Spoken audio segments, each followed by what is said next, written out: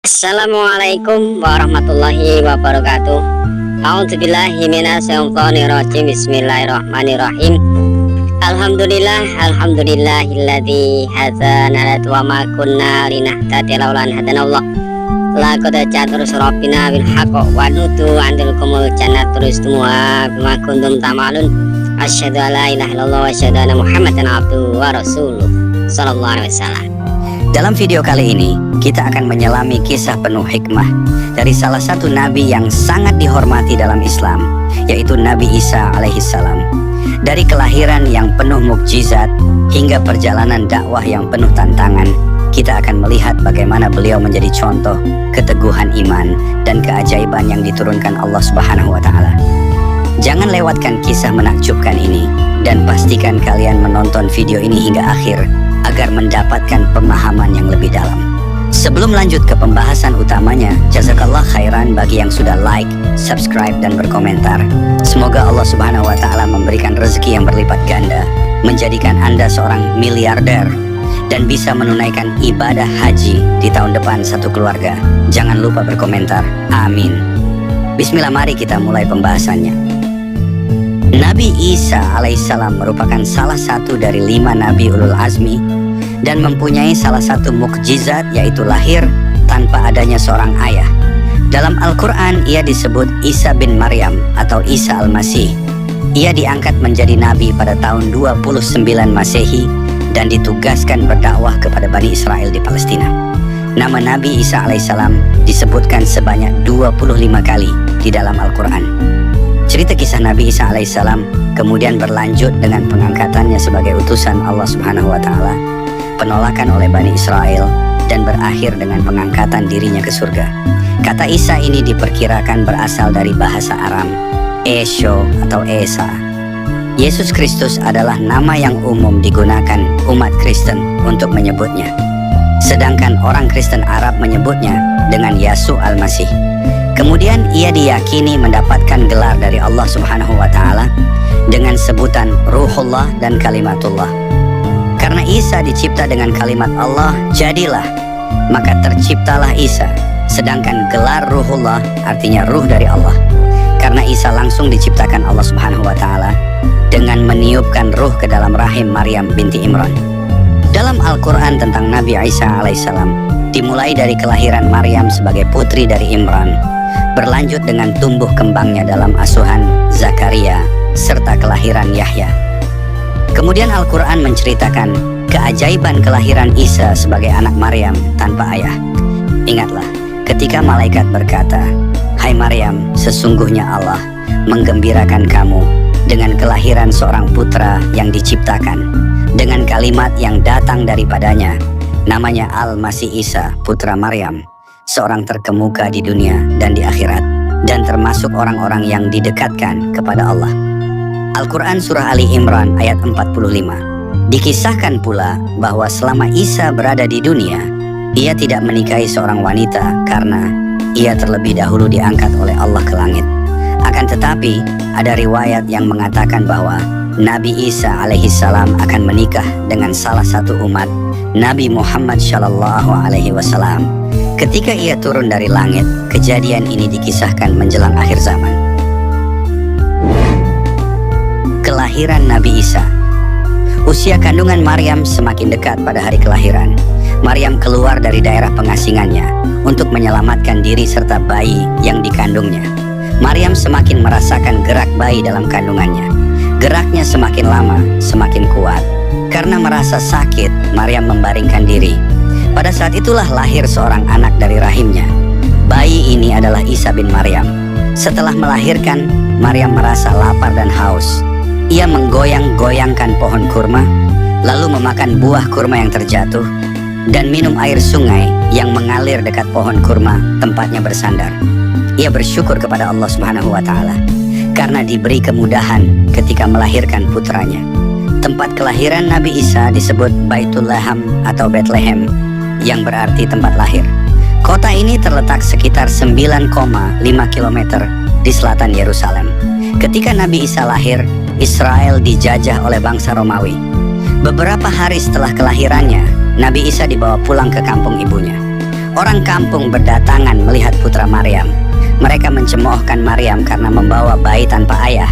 Mereka menuduhnya berbuat zina, padahal ia berasal dari keluarga baik-baik. Maryam tidak menanggapi tuduhan itu, tetapi memberi isyarat kepada bayinya. Tiba-tiba bayinya menjawab bahwa tuduhan itu tidak benar. Jawaban ini berhasil membungkam mulut mereka. Begitulah Allah Subhanahu wa Ta'ala memperlihatkan kekuasaannya.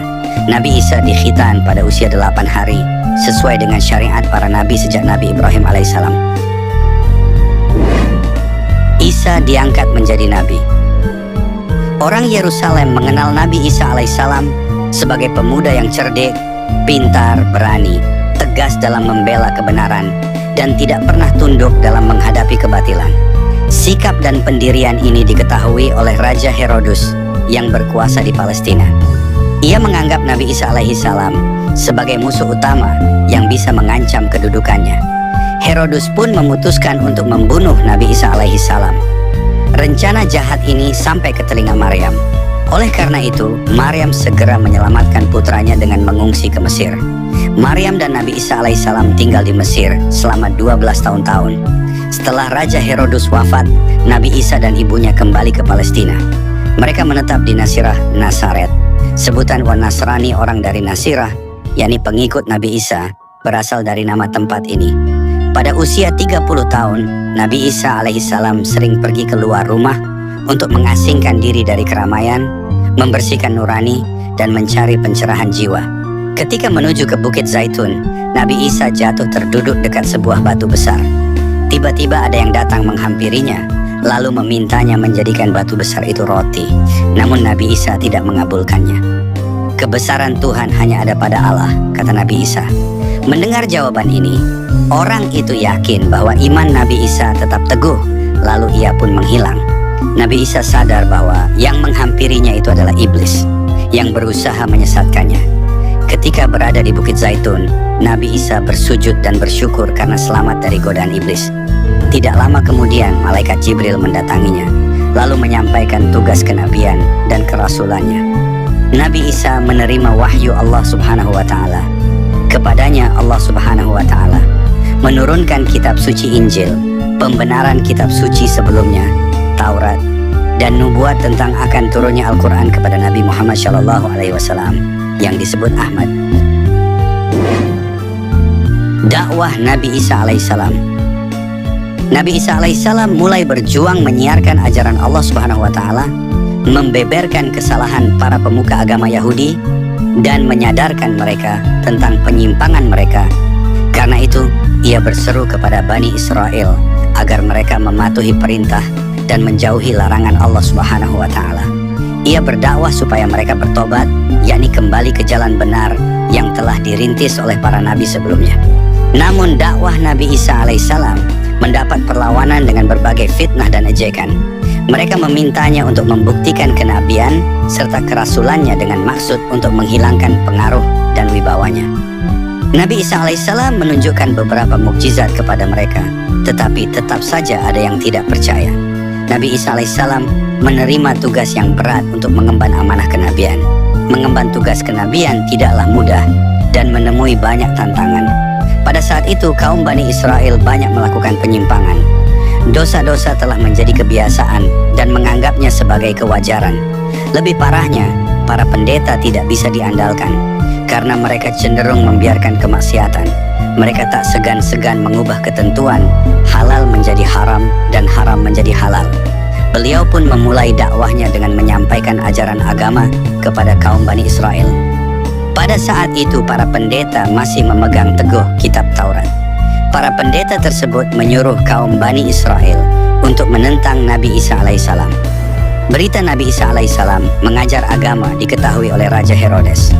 Dia tak percaya akan ajaran-ajaran Nabi Isa alaihissalam dan meminta menunjukkan mukjizat.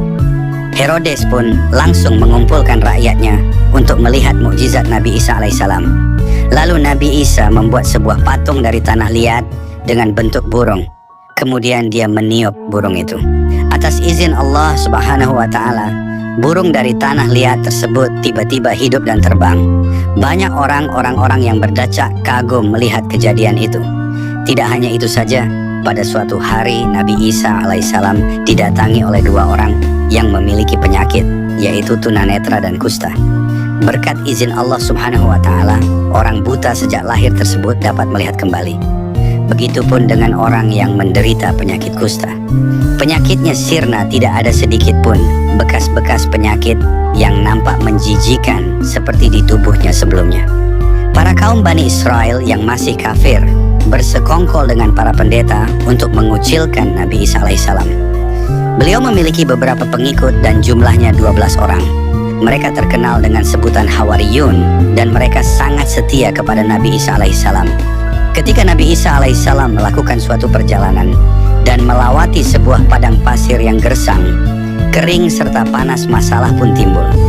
Rombongan tersebut kehabisan bekal dan setiap orang sangat lapar dan haus.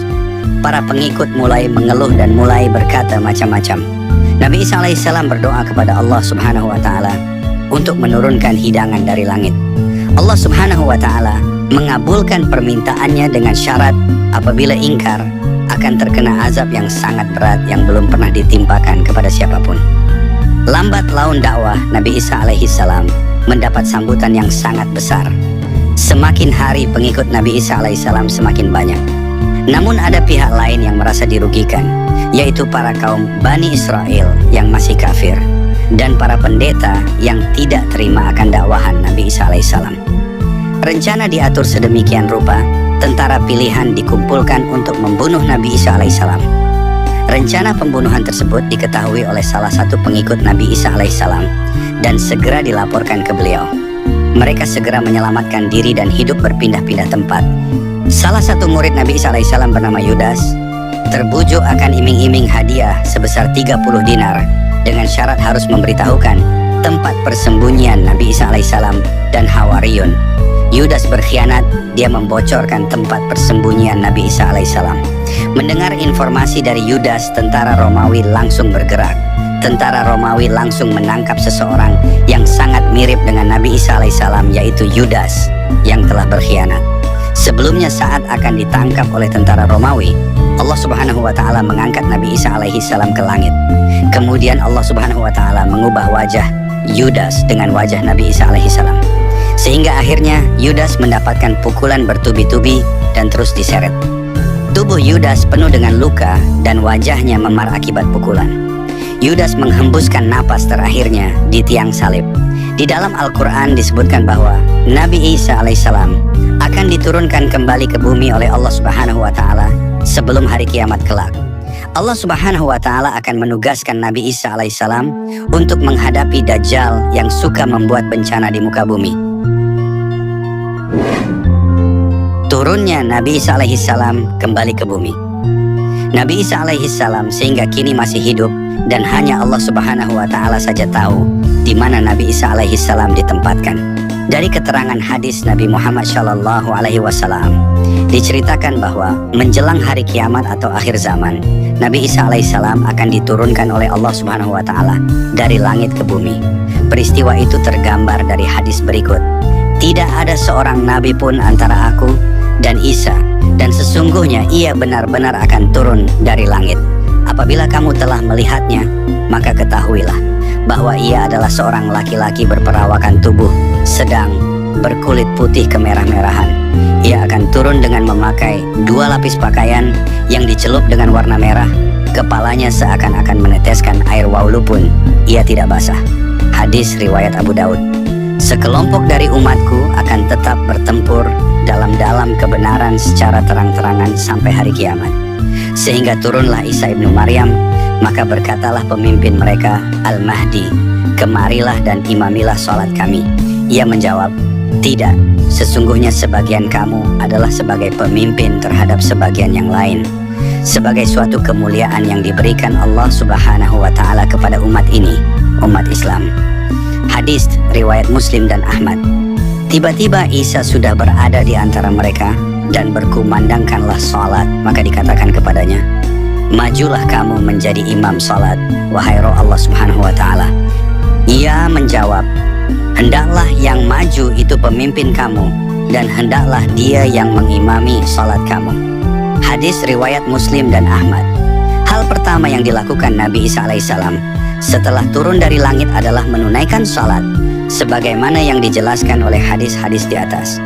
Nabi Isa alaihissalam akan menjadi makmum dalam salat yang diimamkan oleh Imam Mahdi. Adapun lokasi turunnya Nabi Isa alaihissalam dijelaskan oleh Rasulullah Shallallahu Alaihi Wasallam. Dalam sebuah hadis berikut, Isa ibnu Maryam akan turun di Menara Putih, Al-Manaratul Baida, di timur Damsyik. Hadis riwayat Tabrani dari Aus bin Aus. Kedatangan Nabi Isa alaihissalam akan didahului oleh keadaan dunia yang dipenuhi kezaliman, kesengsaraan, dan peperangan besar yang melibatkan seluruh penduduk dunia. Setelah itu kemunculan Imam Mahdi yang akan menyelamatkan kaum muslimin, kemudian kemunculan Dajjal yang akan berusaha membunuh Imam Mahdi. Setelah Dajjal menyebarkan fitnahnya selama 40 hari, maka Nabi Isa alaihissalam akan diturunkan dari langit untuk menumpaskan Dajjal. Nabi Isa alaihissalam membunuh Dajjal. Turunnya Nabi Isa alaihissalam ke bumi mempunyai misi menyelamatkan manusia dari fitnah Dajjal dan membersihkan segala penyimpangan agama. Nabi Isa alaihissalam akan bekerja sama dengan Imam Mahdi memberantas semua musuh-musuh Allah Subhanahu wa Ta'ala. Dikisahkan setelah Nabi Isa alaihissalam selesaikan menunaikan sholat, ia berkata, "Keluarlah kamu pasukan kaum muslimin semua bersama kami untuk menghadapi musuh Allah Subhanahu wa Ta'ala, yaitu Dajjal." Lalu mereka pun keluar. Kemudian ia, Nabi Isa, dilihat oleh Dajjal yang laknat, yang baru saja mendakwa kepada manusia bahwa ia adalah raja yang mendapat petunjuk dan pemimpin yang arif serta bijaksana, bahkan mengaku sebagai Tuhan yang maha tinggi. Begitu Isa dilihat oleh Dajjal, Dajjal pun meleleh seperti garam yang meleleh di air. Kemudian Dajjal melarikan diri, akan tetapi ia dihadang oleh Nabi Isa di pintu kota Lud di Palestina. Sekiranya Nabi Isa membiarkan saja hal ini, maka Dajjal akan hancur seperti garam dalam air. Akan tetapi Nabi Isa berkata kepadanya, "Sesungguhnya aku berhak untuk menghajar kamu dengan satu pukulan." Lalu Nabi Isa alaihissalam menombak dan membunuhnya. Maka Isa alaihissalam memperlihatkan kepada semua orang darah Dajjal di tombaknya. Maka tahu dan sadarlah para pengikut Dajjal dari kalangan Yahudi bahwa Dajjal bukanlah Allah Subhanahu wa Ta'ala. Jika benar apa yang didakwakan Dajjal, Dajjal mengaku sebagai Tuhan, tentulah Dajjal dapat dibunuh oleh Nabi Isa alaihissalam. Nabi Isa alaihissalam akan menyelamatkan manusia dari Ya'juj dan Ma'juj. Salah satu tugas besar beliau setelah membunuh Dajjal adalah menyelamatkan umat manusia dari Ya'juj dan Ma'juj. Dikisahkan kejahatan mereka, Ya'juj dan Ma'juj, sangat besar dan menyeluruh. Tiada seorang manusia pun yang dapat mengatasinya. Jumlah mereka pun sangat banyak, sehingga kaum muslimin akan menyalakan api selama 7 tahun untuk berlindung dari penyerangan mereka, para pemanah dan perisai mereka. Seperti yang diterangkan dalam hadis yang diriwayatkan oleh Ibnu Majah dari Nawas. Maka saat mereka telah keluar dari dinding tembaga yang mengurung mereka sejak zaman Raja Zulkarnain, maka Allah Subhanahu wa Ta'ala berkata kepada Isa bin Maryam, "Sesungguhnya aku telah mengeluarkan hamba-hamba Ya'juj dan Ma'juj yang tidak mampu dilawan oleh siapapun. Maka hendaklah kamu mengasingkan hamba-hambaku ke Tur Sina." Wafatnya Nabi Isa alaihissalam. Setelah turun dari langit akan menetap di bumi sampai wafatnya selama 40 tahun. Ia akan memimpin di bumi dengan penuh keadilan sebagaimana yang diceritakan dalam hadis yang berikut. "Demi yang diriku berada di tangannya, sesungguhnya Isa bin Maryam hampir akan turun di tengah-tengah kamu sebagai pemimpin yang adil. Maka ia akan menghancurkan salib, membunuh babi, menolak upeti, melimpahkan harta sehingga tidak seorang pun yang mau menerima pemberian, dan sehingga satu kali sujud lebih baik dari dunia dan segala isinya." Hadis riwayat Bukhari, Muslim, Ahmad, Nasai, Ibnu Majah dari Abi Hurairah. Diceritakan dalam sebuah hadis bahwa Nabi Isa alaihissalam akan melaksanakan haji. "Demi zat yang diriku berada di tangannya, sesungguhnya Isa bin Maryam akan mengucapkan tahlil dengan berjalan kaki untuk melaksanakan haji atau umrah atau kedua-duanya dengan serentak." Hadis riwayat Ahmad dan Muslim dari Abi Hurairah. Demikianlah kisah Nabi Isa alaihissalam yang penuh dengan pelajaran berharga bagi kita semua. Dari setiap mukjizat yang beliau tunjukkan, kita diajarkan untuk selalu beriman dan bertawakal kepada Allah Subhanahu wa Ta'ala, serta meneladani sifat-sifat mulia yang beliau miliki. Semoga kisah ini dapat menginspirasi kita untuk menjadi pribadi yang lebih baik, lebih sabar dalam menghadapi ujian, dan lebih dekat dengan Allah Subhanahu wa Ta'ala. Ingatlah, setiap kisah dalam Al-Quran bukan hanya sekedar cerita, melainkan petunjuk yang Allah Subhanahu wa Ta'ala turunkan untuk kita renungkan dan amalkan dalam kehidupan sehari-hari. Sebelum kita akhiri, jangan lupa untuk selalu berdoa agar kita diberikan kekuatan iman dan keikhlasan dalam setiap langkah kita. Terima kasih telah menonton hingga akhir.